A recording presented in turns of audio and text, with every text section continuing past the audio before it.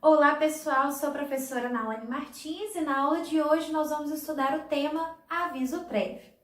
O aviso prévio é um instituto que encontra previsão nos artigos 487 a 491 da CLT, bem como no artigo 7º, inciso 21 da Constituição Federal.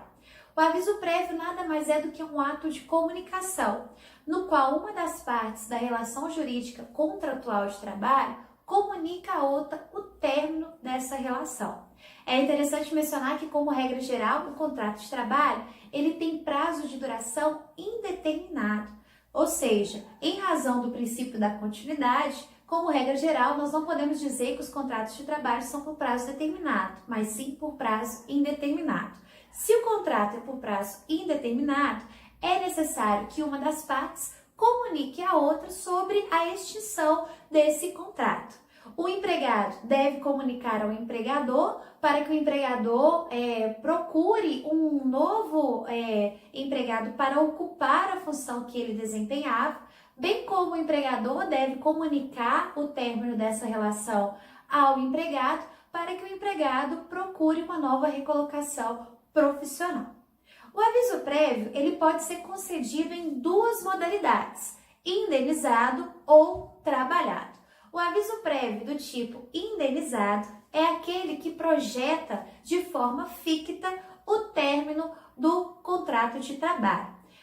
Essa projeção ficta do contrato de trabalho gerará para o empregado o direito ao pagamento de uma indenização em razão do período que foi projetado, ou em razão à equivalência desse período que foi projetado.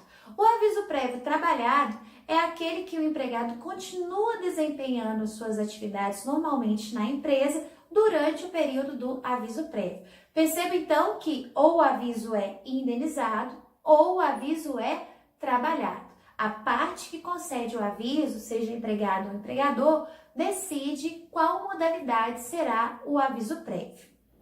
O aviso prévio é um direito irrenunciável por parte do empregado. Inclusive, essa é a inteligência da súmula 276 do TST, que dispõe que o aviso prévio é irrenunciável pelo empregado e mesmo naquelas hipóteses em que ele solicita dispensa, o empregador tem que efetuar o pagamento do aviso prévio, a não ser que o empregado comprove que ele já tem uma nova recolocação profissional. No que se refere ao empregador, não é um direito irrenunciável, portanto, o empregador pode abrir mão em favor do empregado do período do aviso prévio.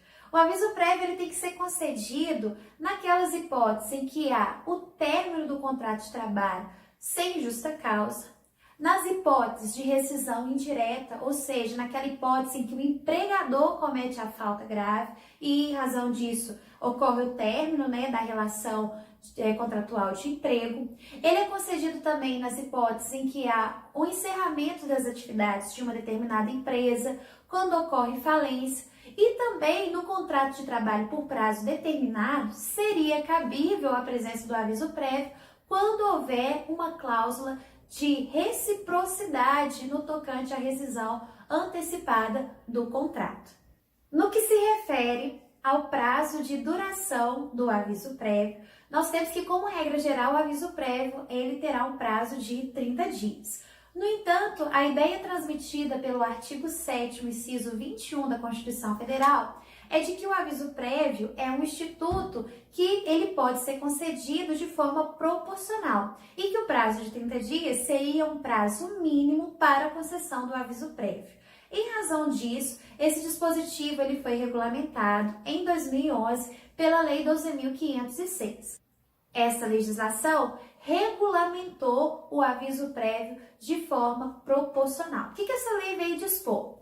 Que ao prazo base do aviso, que seria o prazo de 30 dias, para cada ano trabalhado do empregado, seriam acrescidos 3 dias. Ou seja, para cada ano que o empregado trabalha, aquele prazo, que é a regra geral, 30 dias, serão acrescidos 3 dias ao prazo do aviso. Além disso, essa legislação colocou um segundo critério. Além de acrescer 3 dias para cada ano trabalhado, o teto máximo de acréscimo de dias seriam 60 dias.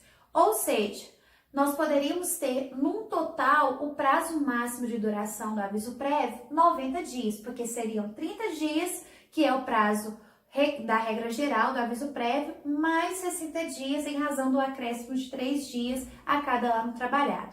Esse prazo de 60 dias, né, ele seria implementado naquelas hipóteses em que o empregado ele desempenhou as suas atividades na empresa por no mínimo 20 anos, ou seja, o empregado que trabalhou na empresa por 20 anos, o seu aviso prévio seria de forma proporcional, né, seriam 60 dias mais 30, ou seja, um total de 90 dias de aviso prévio.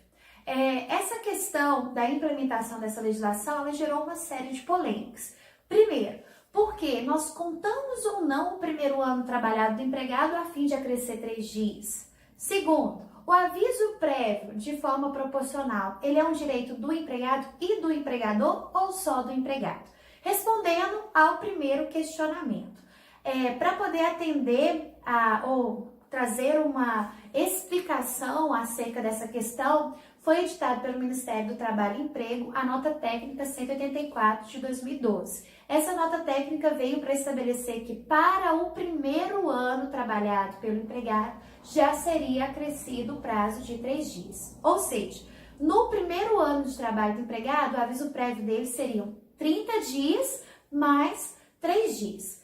Quando o empregado trabalhou um período menor do que um ano, imagine, o empregado trabalhou apenas 11 meses, o aviso prévio dele cairia na regra geral, ou seja, 30 dias. Então, percebam que o acréscimo de 3 dias, ele já começa a ser contado a partir do primeiro ano de trabalho. O empregado, então, que tem 1 ano de trabalho, o aviso prévio dele seriam 30 dias mais 3 de forma proporcional.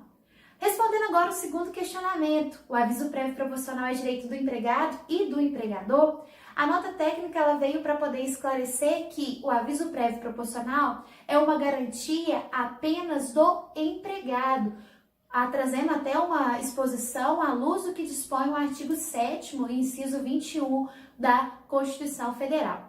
Isso também vem se repetindo nas decisões dos tribunais do trabalho, no sentido de que o aviso prévio proporcional ele só é concedido em favor do empregado, ok? Então, quando o empregador concede o aviso prévio, comunica ao empregado a extinção do contrato de trabalho, nós nos valeremos da regra do aviso proporcional. Por outro lado, quando o empregado que faz essa comunicação ao empregador, o aviso prévio cairia no prazo da regra geral, 30 dias, ok? No tocante aos efeitos produzidos pelo aviso prévio, nós temos primeiro que o aviso prévio, que ele é aquele aviso prévio do tipo indenizado, ele vai projetar de forma ficta o contrato de trabalho, conforme já foi ressaltado na explicação anteriormente. Dessa maneira, com essa projeção ficta do contrato de trabalho, será assegurado ao empregado todas as garantias pertinentes a esse tempo de serviço, como a questão do depósito do FGTS proporcional a esse tempo, a questão das férias e também do 13º. Outro efeito que é gerado pelo aviso prévio seria a possibilidade da redução da jornada de trabalho. E aí, nessa hipótese, para os empregados urbanos, rurais e domésticos, nós temos uma diferenciação no tocante à redução da jornada. Para os empregados urbanos, o artigo 488 da CLT irá dispor que o empregado pode fazer a opção em reduzir 2 horas da sua jornada diária de trabalho durante o período que ele irá trabalhar no aviso prévio, ou ele poderá fazer a opção por faltar, durante 7 dias consecutivos. Então, percebo que para o empregado urbano, ele tem 2 opções, e é o empregado que irá escolher. Ou ele reduzirá durante o período de trabalho do aviso prévio 2 horas da sua jornada diária de trabalho, trabalho 8 horas, então nesse caso ele exerceria somente o trabalho durante 6 horas, ou ele poderá fazer a opção por se ausentar durante 7 dias consecutivos. Para o trabalhador rural, a legislação vem estabelecer que para cada semana de trabalho ele terá direito a se ausentar 1 dia.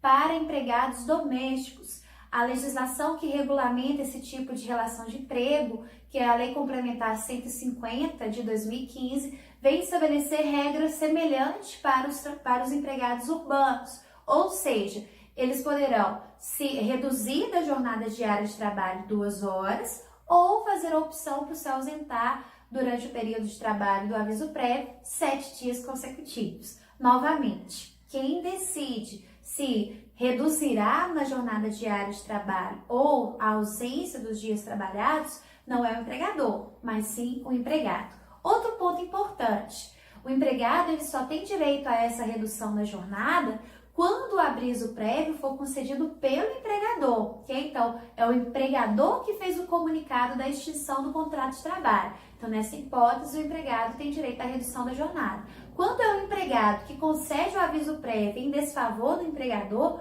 ele não terá direito a essa redução da jornada de trabalho. Última informação importante para nós terminarmos a temática do aviso prévio diz respeito à possibilidade de ocorrência de justa causa durante o período do aviso prévio.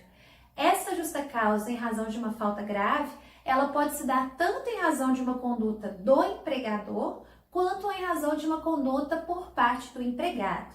No tocante à falta grave praticada pelo empregador, nós temos a previsão no artigo 490 da CLT, e nessa hipótese o empregado ele teria direito de receber de forma indenizada o período correspondente ao seu período do aviso. Por outro lado, se aquele que dá causa à falta grave é o empregado, nós temos que o empregado perderia o período restante pertinente ao cumprimento do seu aviso prévio. É a hipótese que vem descrita no artigo 491 da CLT. A súmula 73 do TST, ela excepciona uma espécie de falta grave que não traria prejuízo ao empregado dentro do aviso do período do aviso prévio, que trata-se acerca da questão do abandono de emprego. Então, nessa hipótese, não seria gerada a perda do aviso prévio em favor do empregado, ok? Essas são as principais informações sobre a temática do aviso prévio. Se você quer saber mais questões pertinentes ao aviso prévio, me acompanhe nas minhas redes sociais, Facebook e Instagram.